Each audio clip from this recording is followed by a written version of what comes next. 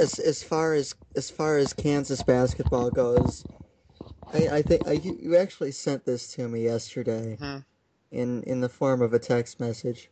If I can, as soon as I find it, no one knows crushing tournament losses like us Kansas fans. I was just walking in the house and I figured it out based on just something I saw somewhere else. We are the Indianapolis Colts of college basketball.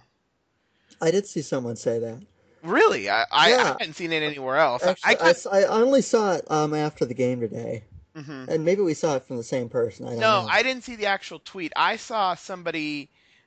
I saw a fan of a division rival of the Colts rip on somebody from the Colts for their playoff chokes. And this is a team that barely gets in the playoffs. I mean, they've been in the playoffs probably twice in the past 10 years. Um, and I that's I kind of connected that. I'm like, well, Kansas. The thing about Kansas is they're just in the tournament every year, and they make a deep run every year. I mean, last year we lost. Last year the Jayhawks lost Cole Aldrich and Sharon Collins, and they were supposed to take a step back. K State was picked to win the Big 12. I mean, these are all facts, and these are all these are all things that experts kind of talked about. So, once you get into the season and the season schedule is pretty soft and the Big 12 is pretty soft, we kind of see that except for Texas, who beat Kansas on their home floor.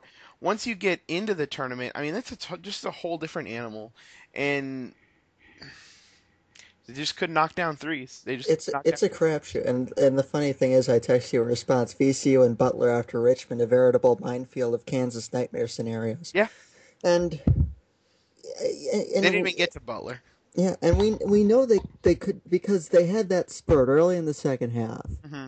But I mean, they were down what 14 at halftime. They were down 14 and a They half. were down 40. I think it was 41 to 27 at halftime, Mm-hmm. and then they came out and they looked dominant for about a 7 or 8 minute span, and they had it down to two. Yep, they cut the lead to two. And and I know everybody on Twitter was thinking, "This is it." It was a fun 20 minutes, but the big boys have taken over. Yep. And then VCU knocks down a couple of shots, they get a turnover, and the momentum's gone. And as it turned out, they got to within two, but then about 4 minutes later, they were back to 10. And I think that was the moment. I mean, everyone said here there's going to be another run, Mm-hmm. and there kind of was, but it wasn't. It wasn't at the status of the first one. That I think that was where the game turned because it looked like Texas was about to blow ahead, or not Texas. It looked like Kansas was about to blow ahead and not even look back at Yeah. that point. But a friend and I today were actually discussing, um, kind of tongue in cheek, who has the more crushing tournament losses, Rick Barnes or Kansas, Oh, it's Kansas. Bill Self. And yeah, I said it was Kansas because they always have a great team. Mm-hmm. I mean, and Kansas is and that's the point I argued. I said Kansas has had the better teams, the higher expectations, and the weaker draws. I And mean, no football team to fall back on. right? I mean, you look, and I mean, te- I can't name all of Texas's so-called quote-unquote tournament chokes over the years, but they've been pretty deep in the tournament, and they Mm-hmm. haven't been to push over teams. Mm-hmm. But you look at Kansas, and you can just rattle off the mid majors. Mm-hmm. Um, Bucknell, Bradley, Northern Iowa, VCU. You can just rattle them off, Mm-hmm. and it's unbelievable, really. And I mean, I said Bill Self has won a championship, but that in itself was on a bit of luck because let's be honest, Memphis missed some free throws in that game And that yep. let Kansas into it. But I mean, I'm not trying to take it away from him, and I do want to make a point later on a similar note of that. But the point is, Kansas and last year, Kansas last year was what Ohio State was this year. They were the overwhelming favorite. Loaded. They had Collins. They Aldrich. had everybody, Yeah. and everybody. I mean, I remember last year, Missouri Valley Conference is always dangerous. They've sent more than a few teams, I think, to the Sweet 16 over the years. Hmm.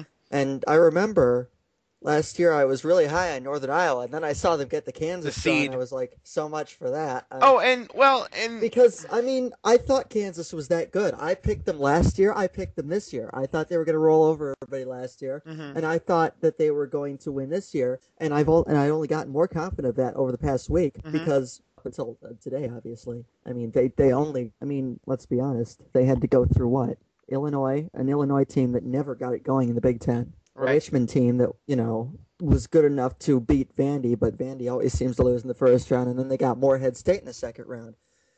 And it's a case of VCU, who I mean, Jay Billis said they didn't even pass the laugh test, which led to I I was probably Another tweet that actually that I saw from a Kansas fan about Jay Billis and what he said about VCU is well, first of all, Jay Billis on Twitter 2 weeks ago on Selection Sunday made the point that it didn't matter. He kind of covered his own ass by saying it didn't matter what the teams did in the tournament.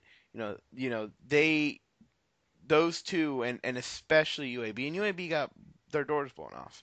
exactly. Didn't deserve to be there. Yeah, I think Um, you take UAB out before you took VCU out, even disregarding everything that's happened since. yeah, no, But I mean, to his credit, he was on Twitter today standing by that. right, and To his credit, I give him credit for that because he could just as easily backtrack. I was wrong, yada yada. And I think he does have a point. I mean, if you throw out everything that's happened since and just look at the resumes, I mean, he does have a point. But VCU has certainly proven their worth.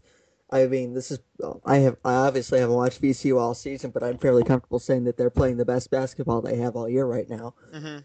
So I mean, and they shot what 43% from 3-point range. That's Yeah, the kind of thing that you can get by on if yeah, you are a mid-major team facing a good team. If you can get some stops, get momentum, and knock down threes, and hit your free throws, and that leads me to the next point. Kansas literally gave this game away at the yep. free throw line. They could have been in it at the end if they had. I mean, what did they shoot? 50, 60% overall. I don't know what it was. It was Right. not good, and it's not like they weren't getting chances. They had many more free throws than Oh, BC. and not only did they shoot well, they rebounded extremely well off their They misses. did. They had I very mean, good it offensive looked, rebounds. and I saw a lot of people make this observation. It looked like they wanted it more. They were more active on the boards. They were chasing down every loose ball. Hmm. More often than not, they were holding Kansas to one shot, and a couple times they were able to get two or three shots. And I mean, I know at the end, I remember I was worried because I think there was about a minute left, and two of the guys tried to pull a ollie for Oakmanesh and knock down the dagger three, Right. and they both missed it, but both times they got the offensive rebound. Hmm. So I mean, and they ended up blowing that because they were shooting it way too soon. But I But make the point about you, Kansas too. On Kansas's end, with their missed shots, the Morris twins were in for a rebound. Um, mm-hmm. I mean, Tyrell Reed was missing in action. yeah, and Uh, that's the thing. You hear it all year, and I've heard it all year from, and it's just such a popular mantra. But you hear it all year from analysts and specifically our radio analysts that you got to establish the post game. You got to establish the post game. You got to establish the post game. If you can't hit a jumper to save your life, what does it matter? And yeah, we saw that today because Kansas can absolutely dominate inside, but when VCU is hitting threes from the parking lot and yeah. I Kansas mean, can't hit a jumper to save their the life, first half was an absolute clinic by VCU. right? They were hitting every. I mean, it looked like they were all Jimmer Fredette for like a short period of time there. Yeah, and They not were only not. that, but then Kansas's breakdowns on defense where you just had the guy standing there and he even hesitated for like 2 or 3 seconds before he decided to take the shot. And you know, Yeah, absolutely. I mean, and the other thing is, it only takes one bad game. yep. I mean, we've been hearing it all tournament. I mean, everybody that has been telling cautionary tales about teams that have a heavy reliance on one player like UConn and Kemba Walker. They say it Right. only takes one bad shooting night and you're done. Hmm. And I mean, Kansas had a collective bad shooting afternoon, I think. Yeah.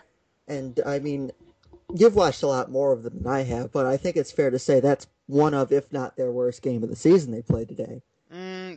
they got rolled against Kansas State, Yeah, they did.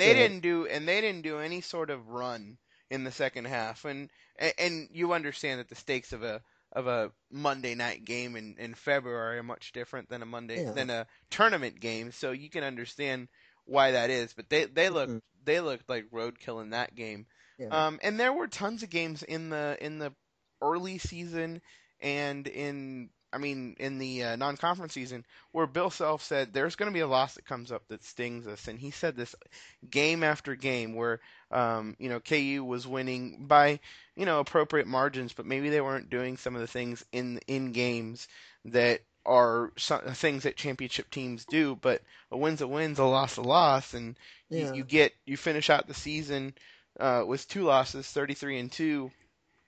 You go into the tournament and it's just one bad game, and sure Hmm. enough, it And I think a lot of people were really confident in Kansas because they rolled Richmond. It wasn't right. much. It wasn't a contest. That game was over after about 10 minutes. Hmm. But I mean, even today, they came out, they went up 6-0, and everybody thought, okay, here's the beginning of the bludgeoning. VCU comes back, they come back, they end up going up. I think it was like 26-15, and we're thinking, okay, when's Kansas going to turn it on? Hmm. Because they're letting them hang around, and then before you know it, it's what 17, 18 points, and we're thinking, holy crap, this is actually happening. Yeah. But then you remember, okay, Kansas is going to have a run in them. We saw it, and we thought that was the turning point. VCU held it off. Hmm. And I think it wasn't until there were about, despite the fact that VCU led virtually the entire game, it wasn't until there were about 3 or 4 minutes left that I think a lot of people started believing this is actually going to happen. Right, and part of the reason is the 3-point shooting that was there in the first half Yeah, went cold, right. And I and think a they're lot of people thought it was Kansas at some point. They made two threes and a ton of chances, and everybody's like, well, they're gonna start making them eventually, right? right. And they never did.